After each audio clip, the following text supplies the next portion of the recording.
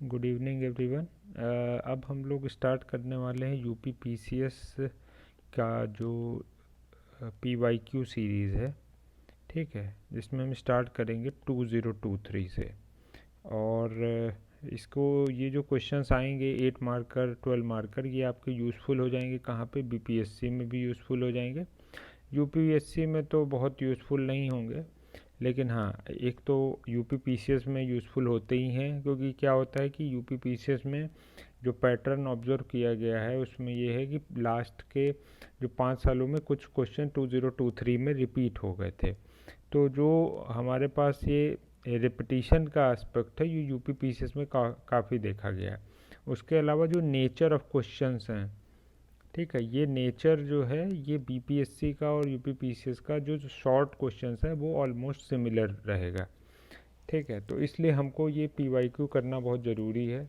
और in any case PYQ के through सबसे सही तरीके से आप ये समझ सकते हैं कि आपको क्या एरिया पे फोकस करना है या फिर क्या आपका एरिया ऑफ इम्पोर्टेंस है, ठीक है। तो ये क्वेश्चन 2023 का है, 8 मार्कर क्वेश्चन है। नंबर 1 क्वेश्चन जो था GS2 का, ठीक है। तो ये क्वेश्चन था, why the preamble is called the philosophy of Indian constitution.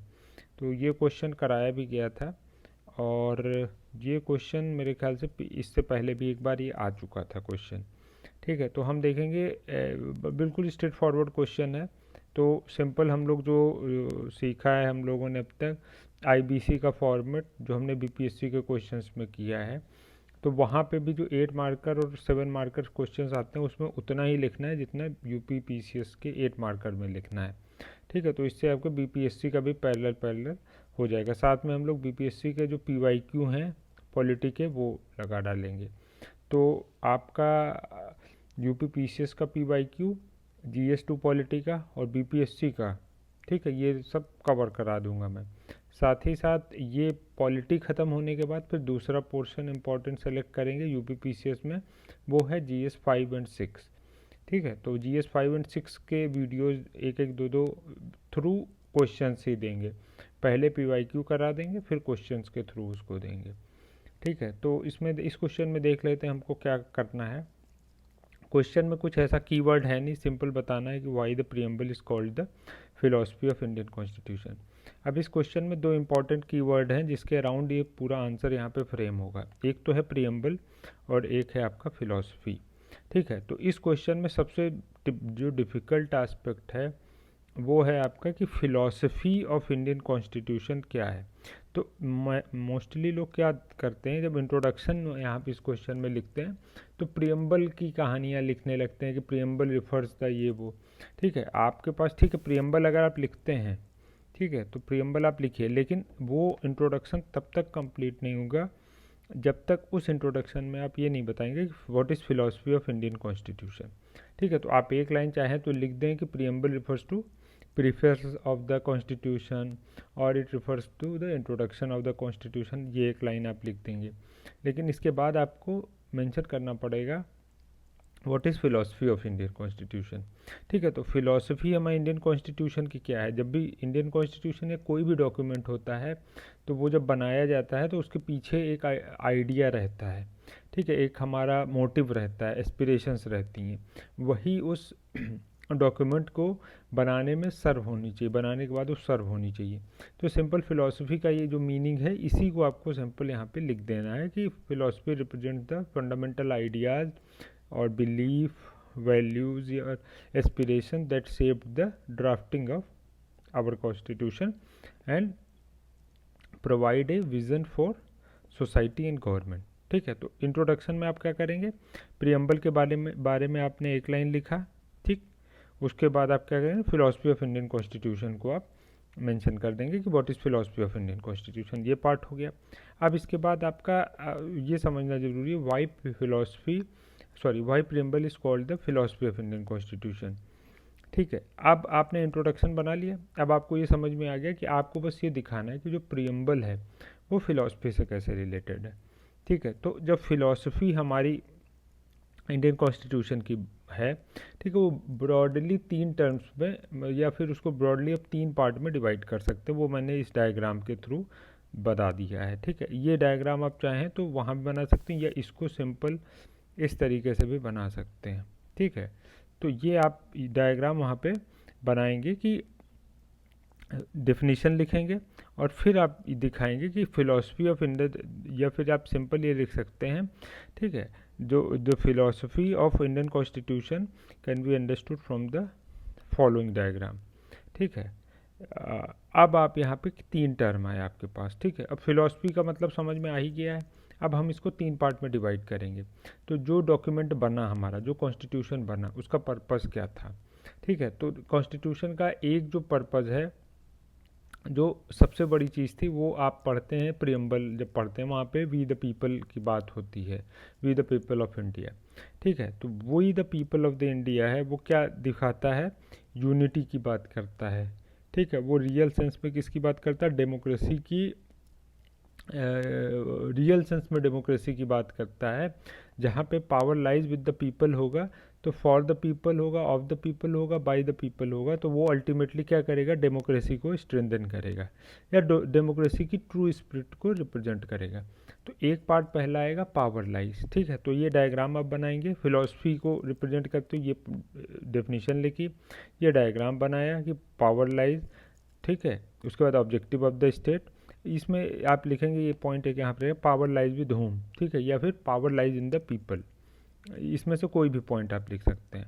उसके बाद आप लिखेंगे ऑब्जेक्टिव ऑफ द स्टेट, तो हमारा जो कॉन्स्टिट्यूशन है वो किस तरीके के स्टेट बनाना चाहता है। ठीक है, तो हमारा कॉन्स्टिट्यूशन जो स्टेट बनाएगा, वो स्टेट का ऑब्जेक्टिव क्या होगा। ठीक है, ऑब्जेक्टिव का मतलब ये होगा, नेचर में ये आएगा कि हमारा स्टेट कैसा होगा। ठीक है, तो ऑब्जेक्टिव में जब आप प्रियम्बल पढ़ते हैं तो वहाँ पे जो जस्टिस, लिबर्टी, इक्वलिटी की बात आती है। ठीक है, तो वो वहाँ पे आपका जस्टिस, लिबर्टी, इक्वलिटी, ठीक है, और फ्रेटर्निटी है, तो ये आप मेंशन कर देंगे यहाँ पे, ये यहाँ पे लिखा हुआ है। ठीक, नेचर में आएगा आपका जो थर्ड पॉइंट है। तो नेचर में आपका क्या है, आपके जो नेचर ऑफ स्टेट या फिर हमारा जो देश है वो किस तरीके का होगा। ठीक है, क्योंकि अल्टीमेटली तो हम क्या बना रहे हैं, अपना जो देश, अपनी कंट्री किस तरीके की होगी, तो वो क्या होगी। ठीक है, सोवरेन की बात करेंगे। ठीक है, सोशलिस्ट की बात करेंगे, सेकुलर की करेंगे, डेमोक्रेटिक की करेंगे, रिपब्लिकन की करेंगे, या रिपब्लिक की करेंगे, सॉरी रिपब्लिकन नहीं होना चाहिए। ठीक है, अब फिलॉसफी बताया, 3 टर्म्स बताए, अब ये 3 टर्म्स को आपको एक्सप्लेन कर देना है। ठीक है, जो मैंने बताया कि पावर लाइज विद होम या power lies in the people, जो power lies in the people, तो अब इस पॉइंट को आप किससे दिखाएंगे, जो प्रियम्बल में लिखा हुआ है। तो प्रियम्बल में power lies in the people, तो ये किस टर्म से दिखाया गया है, we the people of India से। ठीक है, ये पार्ट हो गया। दूसरा पार्ट आप लिखेंगे ऑब्जेक्टिव, तो ऑब्जेक्टिव में लिखेंगे कि the objective of Indian state can be seen from the following keywords. ठीक है, अब इसमें या कॉन्सेप्ट लिख सकते हैं, कीवर्ड्स लिख सकते हैं, कोई भी टर्म यूज़ कर सकते हैं। अब यहाँ पे आप जो इम्पॉर्टेंट टर्म्स है, अब इसमें एक चीज़ का ध्यान रखना है हमें, 8 मार्कर क्वेश्चन है, तो बहुत ज़्यादा स्कोप नहीं बनता है आपको एलिबोरेट करने का। ठीक है, तो आप जब इन चारों टर्म्स को लिखेंगे, तो या तो अगर आपके पास आपको डोमेन याद है इनके, जैसे जस्टिस लिखते हैं, तो जस्टिस में सोशल, इकोनॉमिक, पॉलिटिकल की बात होती है, तो उसको यहाँ पे मेंशन कर देंगे। ठीक है, ऐसे ही आपका इक्वलिटी, किसकी बात हो रही है, लिबर्टी की बात हो रही है, तो लिबर्टी में आप बात कर सकते हैं कि जो प्रियम्बल है वो क्या सिक्योर है, liberty of thought, expression, belief. तो इस क्वेश्चन में जो प्रियम्बल में लिखा है, तो ये टर्म्स को जब आप एक्सप्लेन करेंगे, तो जो इनके सामने प्रियम्बल में लिखा हुआ है उसको सिंपल आप एलोबरेट कर देंगे। ठीक है, तो जैसे एक लिबर्टी है, तो लिबर्टी में आप लिख देंगे जो लिखा है, liberty of thoughts, expression, belief, faith, ये सब लिखा हुआ है, वो आप यहाँ पे लिख देंगे। ऐसे ही इक्वलिटी है, तो इक्वलिटी के डायमेंशन बता सकते हैं आप, जो जैसे पॉलिटिकल है, इकोनॉमिक है, सिविल है। ठीक है, तो ये आ जाएगा। ऐसे ही आपका फ्रेटर्निटी है, तो फ्रेटर्निटी का मतलब ब्रदरहुड, तो उसको आप रिलेट करके दिखा सकते हैं कि जैसे यूनिटी की बात कर रहा है, इंटीग्रिटी की बात कर रहा है। ठीक है, तो ये चाहें तो आप 2-2 लाइन में इसको एलोबोरेट करेंगे। ठीक है, तो डायग्राम हो गया, इसके बाद इनको एक्सप्लेन करना। सिमिलरली नेचर को भी आपको एक्सप्लेन करना पड़ेगा। तो यहाँ पे जैसे सोवरेनिटी है, तो सोवरेनिटी का क्या मतलब है उसको एक लाइन में, भी सोशलिस्ट है उसका क्या मतलब है एक लाइन में, ठीक है, सेकुलर का क्या मतलब है एक लाइन में, और इसके बाद डेमोक्रेटिक का क्या मतलब है 1 से 2 लाइन में, ठीक है, रिपब्लिक का। तो ये क्वेश्चन वो थोड़ा सा लेंदी हो जाएगा।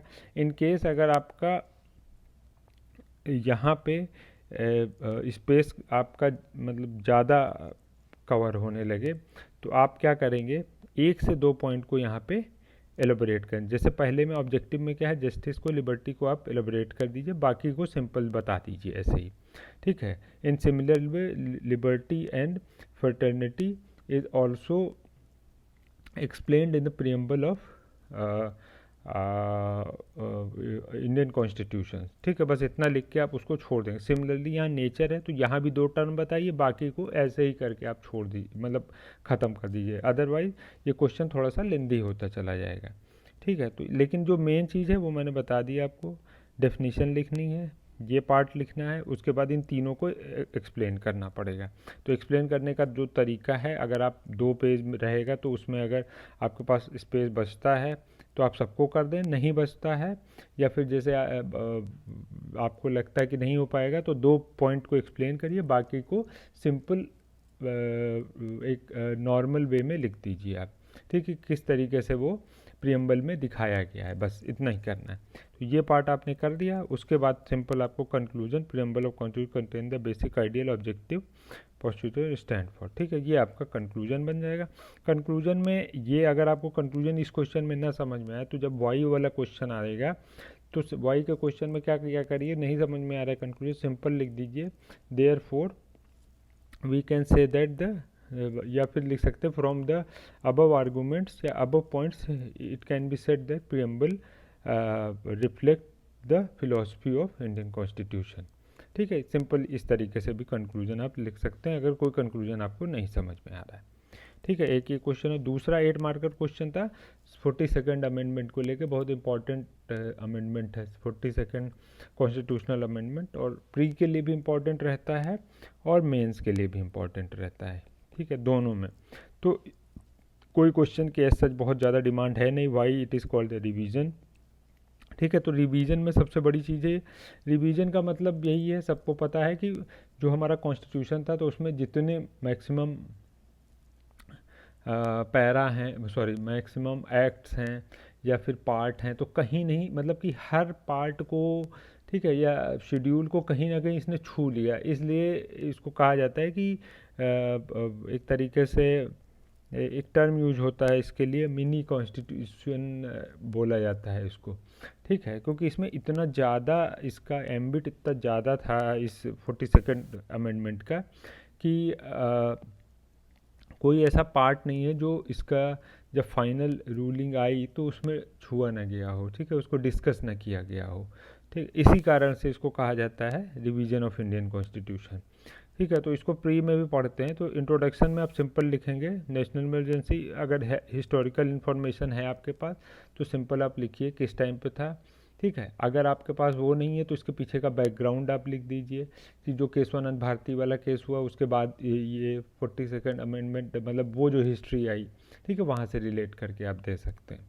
अब उसके बाद आपने ये इंट्रो बनाया, 2 में से कोई एक इंट्रो आप बना सकते हैं, वो हिस्ट्री का बना दीजिए या ये इमरजेंसी का बना दीजिए।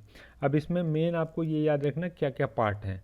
तो देखिए अगर इस क्वेश्चन में आपको ज़्यादा याद नहीं आ रहा है, ठीक है, तो आपको पता ही चल गया कि इंडियन कॉन्स्टिट्यूशन है का रिवीजन है, तो मतलब इसमें सब चीज़ें आपको मैक्सिमम आप जो भी पार्ट इंपॉर्टेंट समझते हैं वहाँ पे इसने टच किया होगा।